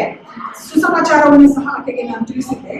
ಈ ಒಂದು ಸಮಯದಲ್ಲಿ ಆಕೆ 3 ದಿನಗಳ ಕೆಲಸಕ್ಕೆ ಬರಲಿಲ್ಲ. 3 ದಿನಗಳ ನಂತರ ಕೆಲಸಕ್ಕೆ ಮರಳಿ ಬಂದ್ರು. ಆಗ ನಾನು ಆಕೆನ ಕೇಳಿದೆ, ಯಾಕೆ ನೀನ್ ಬರ್ಲಿಲ್ಲ ಕೆಲಸಕ್ಕೆ 3 ದಿನ ಅಂತ ಕೇಳಿದಾಗ ಆಕೆ ಹೇಳಿದ್ದು, ಅಮ್ಮ ಮೇಡಮ್, ಸತ್ತೋದಂತ ನಮ್ಮ ತಂದೆಯ ಆತ್ಮ ನನ್ನ ಮೇಲೆ ಬಂದಿದೆ, ಅದಕ್ಕೋಸ್ಕರ ನನಗೆ ಬರ್ಲಿಕ್ಕಾಗಿಲ್ಲ ಎಂಬುದಾಗಿ. That time, my in character I am a little scared person, and but all of this, every time God brings that certain things where I will depend on Him and fear. ನಾನು ಭಯಭೀತಿ ಉಳ್ಳಂತ ವ್ಯಕ್ತಿ, ಅದು ಎಲ್ಲರಿಗೆ ಇವಾಗ ತಿಳಿದಂತಹ ವಿಷಯ. ಆದ್ರೆ ಪದೇ ಪದೇ ದೇವರು ಬೇಕಂತಲೇ ಅಂತ ಒಂದು ಸಂದರ್ಭಗಳನ್ನ ನನ್ನ ಜೀವಿತದಲ್ಲಿ ತರ್ತಾರೆ, ಯಾಕೆಂದ್ರೆ ನನ್ನನ್ನು ಧೈರ್ಯಗೊಳಿಸಲು. And but I was at this point of time, I had much zeal to share the gospel. So I said, that is not your father-in-law, it is Satan. You believe in Jesus. And of course I had Nepali Bible also that time, and it was in Hindi script. So I started reading John 3:16. So ಮನೆ ಕೆಲಸದೊಳಗೆ ನಾನು ಈ ರೀತಿ ಹೇಳಿದೆ. ಆ ಸಮಯದಲ್ಲಿ ನನಗೆ ಆಕೆಗೆ ಸ್ಪಷ್ಟ ರೀತಿಯಲ್ಲಿ ಸುಸಮಾಚಾರವನ್ನು ಹೇಳಬೇಕು ಎಂಬುದಾಗಿ ಅದು ನನ್ನ ಮನಸ್ಸಲ್ಲಿ ತುಂಬಾ ಉತ್ಸಾಹ ಇತ್ತು ತುಂಬಾ. ಸೊ ಅದರಿಂದಾಗಿ ನಾನು ಆಕೆಗೆ ಹೇಳಿದೆ, ನೋಡು, ಸತ್ಯವೇದ ಹೇಳ್ತದೆ, ಆ ರೀತಿ ಏನು ಯಾರ ನಿಮ್ಮ ತಂದೆಯ ಆತ್ಮ ಆ ರೀತಿ ನಿನ್ನ ಮೇಲೆ ಬರೋದಿಲ್ಲ, ಅದು ಸುಳ್ಳಿನ ಮಾತು, ಸತ್ಯವೇದ ಈ ರೀತಿ ಹೇಳ್ತದೆ ಎಂಬುದಾಗಿ ಯೋಹಾನ 3:16 ಆಕೆಗೆ ನಾನು ತಿಳಿಸ್ಕೊಟ್ಟೆ. And then she was very much receiving the word, and then I said, I will pray for you, and I started. She knelt down, she prayed, she accepted. That's what, by word she accepted the Lord, and then that's what happened. I prayed for her. ವಾಕ್ಯ ಹೇಳಿದ ನಂತರ ಆಕೆ ಸ್ವಾಮಿಯನ್ನ ಅಂಗೀಕಾರ ಮಾಡಿದ್ರು, ಮತ್ತೆ ಬಾಯಿ ಮೂಲಕ ಆಕೆಯ ಒಟ್ಟಿಗೆ ಆಕೆಗೋಸ್ಕರ ನಾನು ಪ್ರಾರ್ಥನೆ ಮಾಡಿದೆ, ಮತ್ತೆ ಸ್ವಾಮಿಯನ್ನು ಸಹ ಆಕೆ ಅಂಗೀಕಾರ ಮಾಡಿ ಮೊಣಕಾಲು ಪ್ರಾರ್ಥನೆ ಮಾಡಿದರು. Yeah, so the moment I told that, and I said, if you start reading the Bible, take the Bible home, start reading, this spirit will leave you. ಆಕೆಗೊಂದು ಸತ್ಯವೇದವನ್ನು ಕೊಟ್ಟು ನಾನು ಹೇಳಿದೆ, ಇಂದಿನಿಂದ ನೀನು ಸತ್ಯವೇದವನ್ನು ಓದಲಿಕ್ಕೆ ಪ್ರಾರಂಭಿಸು, ನಿನ್ನನ್ನು ಕಾಡುವಂತಹ ದುಷ್ಟಾತ್ಮವು ನಿನ್ನನ್ನು ಬಿಟ್ಟು ಹೋಗುತ್ತದೆ. And then the moment I told that, see, in case this happens, you start, when you have this fear, because she used to tell, I used to just run on the road and all of that, being possessed. I used to say that, see, just tell victory in the blood of Jesus. Whenever you have the anxiety or fear, just say victory, because that's how I have grown up. Whenever I had fear, whenever I had auras and anxieties, I would just proclaim the blood of Jesus. ಆಕೆಗೆ ಇಷ್ಟು ಮಾತ್ರ ನಾನು ಹೇಳಿದ್ದೆ. ಆಕೆಗೆ ಆ ಒಂದು ದುಷ್ಟಾತ್ಮ ಮೈ ಮೇಲೆ ಬಂದಾಗ, ಹಿಡಿತಳಾದಾಗ, ಆಕೆ ರೋಡ್ಗಳಲ್ಲಿ ಅಂದ್ರೆ ರಸ್ತೆಯಲ್ಲಿ ಓಡ್ತಾ ಇದ್ಲ ನನ್ನ ಮಾತು. ಸೊ ಆಕೆಗೆ ನಾನು ಹೇಳ್ಕೊಟ್ಟೆ, ನೆಕ್ಸ್ಟ್ ಟೈಮ್ ಇನ್ನೊಂದು ಸಲ ನಿನಗೆ ಆ ರೀತಿ ದುಷ್ಟಾತ್ಮ ನಿನ್ನ ಮೇಲೆ ಬಂದು ನಿನ್ನನ್ನು ಆ ರೀತಿ ವರ್ತಿಸಲಿಕ್ಕೆ ಪ್ರೇರಿಸುವಾಗ ಯೇಸು ರಕ್ತಕ್ಕೆ ಜಯ ಎಂಬುದಾಗಿ ಹೇಳು ಎಂಬುದಾಗಿ ನಾನು ಆ ರೀತಿ ಹೇಳ್ಕೊಟ್ಟೆ. Yeah, so the moment I told that, there was a light. This is the first time I ever experienced, but there was a light. I don't know from where the light came, from my eyes or what, because it was the first time, or it was just like one lightning, and then this lady immediately covered her face like this. ಯಾವ ಕ್ಷಣದಲ್ಲಿ ನಾನು ಯೇಸು ರಕ್ತಕ್ಕೆ ಜಯ ಎಂಬುದಾಗಿ ಹೇಳಿದ್ನೋ ಆ ಸಮಯದಲ್ಲಿ ಒಂದು ಪ್ರಕಾಶ ಬಂದಿತ್ತು. ಆ ಪ್ರಕಾಶ ಎಷ್ಟು ಪ್ರಕಾಶಮಾನವಾಗಿತ್ತಂದ್ರೆ ಆ ಒಂದು ಸರ್ವೆಂಟ್ ಲೇಡಿ ತನ್ನ ಕಣ್ಣುಗಳನ್ನು ಈ ರೀತಿ ಮುಚ್ಚಿಕೊಂಡು. So I don't know anything about this, but then later I came to know it is the conflict between darkness and light, the principalities and the Lord Jesus Christ as the light. ಆ ಸಮಯದಲ್ಲಿ ಇದೇನೆಂಬುದಾಗಿ ನಮ್ಗೆ ಅರ್ಥವಾಗ್ಲಿಲ್ಲ. ತದನಂತರ ನನಗೆ ಇದು ತಿಳಿಯಿತು, ಇದೇ ದುಷ್ಟಾತ್ಮ ಅಂದರೆ ಕತ್ತಲೆಯ ಪ್ರಪಂಚಕ್ಕೂ ಬೆಳಕಿನ ಪ್ರಪಂಚಕ್ಕೂ ನಡೆಯುವಂತ ಒಂದು ಹೋರಾಟ ಎಂಬುದಾಗಿ. And then slowly she started groaning, and I know, okay, she's manifesting. ಆಕೆ ನಿಧಾನವಾಗಿ ಗೊನುಗೋದನ್ನ ಶುರು ಮಾಡಿದ್ರು. ಆಗ ನಾನು ಅನ್ಕೊಂಡೆ, ಓ ಬಹುಶಃ ದುಷ್ಟಾತ್ಮ ಈಕೆಯಲ್ಲಿ ಕಾರ್ಯ And then again that fear, I got scared. I was like wanting to run. She's standing near my entrance. I wanted to escape. I was wondering how to escape. I go because me and children were sleeping. It was early morning on Sunday. I wanted to call uncle from the opposite house. ಭಾನುವಾರದ ಒಂದು ಮುಂಜಾನೆ ವೇಳೆ ಆಗಿತ್ತು. ಮಕ್ಕಳು ಇನ್ನೂ ಒಳಗಡೆ ಮಲಗಿದ್ರು. ಆಕೆ ಆ ರೀತಿ ದುಷ್ಟಾತ್ಮ ಒಂದು ಚಾಲನೆ ಶುರುವಾಗುವಾಗ ನನಗೆ ತುಂಬಾ ಮತ್ತೆ ಭಯ ಆಗ್ಲಿಕ್ಕೆ ಶುರುವಾಯಿತು.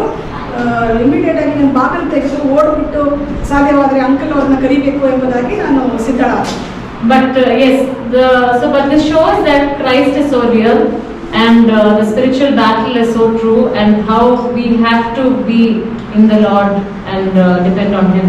ಇದರ ಸಂಕೇತ ಏನಂತಂದ್ರೆ ಸೈತಾನು ಹಾಗೂ ದೇವರ ಮಧ್ಯದಲ್ಲಿ ಇರುವಂತ ಬ್ಯಾಟಲ್ ಒಂದು ಬ್ಯಾಟಲ್ ಯುದ್ಧ ಎಷ್ಟು ನಿಜ ಎಂಬುದಾಗಿ, ಆಮೇಲೆ ದೇವರ ಶಕ್ತಿಯ ಮೇಲೆ ನಾವು ಆಧಾರ ಪಟ್ಟಿರಬೇಕು ಎಂಬುದಾಗಿ. End on a lighter note. Last, end on a lighter note. We'll take you back to your assembly. Share that first poem, first stanza, only one stanza. Okay. On a lighter note. Oh yeah, like. After all this heavy. Okay. ತುಂಬಾ ಭಾರವಾದಂತ ಒಂದು stuff ಆಯಿತು ಇಲ್ಲಿವರೆಗೆ. ಒಂದು ಹಾಸ್ಯ ರೀತಿಯಲ್ಲಿ ನಾವು ಈ session ಅನ್ನು ಮುಕ್ತಾಯಗೊಳಿಸುವ.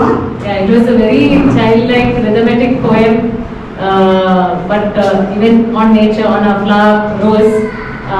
But later on, God used me to write to reveal His glory. But yeah, you would like to. ಒಂದು ಪದ್ಯವನ್ನ ಈಗ ಹಂಚಿಕೊಳ್ಳೋಳಾಗಿದ್ದೇನೆ. ಅದು ಚಿಕ್ಕ ಮಕ್ಕಳು ಬರೆದಂತ ಒಂದು ಚೈಲ್ಡಿಶ್ ತರ ಒಂದು ಪೋಯಮ್ ಅದು. Yeah, this is the one which was published in Reader's Digest. You cannot translate, sister. Okay. We will leave the beauty of the poem. Yes. So it was about the flower rose. Rose is a flower whose love is a power. Power is a season which comes from a reason. Reason is a cause which comes after a pause. So pause if you want to know the love of this flower. Then the season will reason the beauty of this flower. So that was my first poem which was published. And I give all glory and honor to God for giving me this opportunity to pray for my family as I continue in this journey of salvation, that I might glorify God's name in everything that I do. ಇದು ನಾನು ಮೊಟ್ಟ ಮೊದಲಾಗಿ ಬರೆದಂತ ಒಂದು ಪದ್ಯ. Readers digest magazine ಅಲ್ಲಿ ಇದು print ಆಗಿದೆ. ಈ ಒಂದು ಸಂದರ್ಭಕ್ಕಾಗಿ ಮತ್ತೊಂದು ಸಲ ನಾನು ದೇವರನ್ನು ಸ್ತುತಿಸುವಳಾಗಿದ್ದೇನೆ. ನನ್ನನ್ನು ಹಾಗೂ ನನ್ನ ಕುಟುಂಬದವರಿಗೋಸ್ಕರ ದಯವಿಟ್ಟು ನಿಮ್ಮ ಪ್ರಾರ್ಥನೆಯಲ್ಲಿ ನೆನಪಿಸಿಕೊಳ್ಳಿ. ಇನ್ನೂ ದೇವರಿಗೆ ನಿಕಟವಾಗಿ ನಡೆದುಕೊಂಡು ಆತನಿಗೆ ಮಹಿಮೆ ತರುವಂತಹ ರೀತಿಯಲ್ಲಿ ನಾವು ಕುಟುಂಬವಾಗಿ ಆತನನ್ನು ಹಿಂಬಾಲಿಸಿ ಆತನನ್ನು ಸೇವಿಸಲಿಕ್ಕೆ ದೇವರು ನಮಗೆ ಸಹಾಯ ಮಾಡಲೆಂಬುದಾಗಿ ಪ್ರಾರ್ಥಿಸುತ್ತೇನೆ.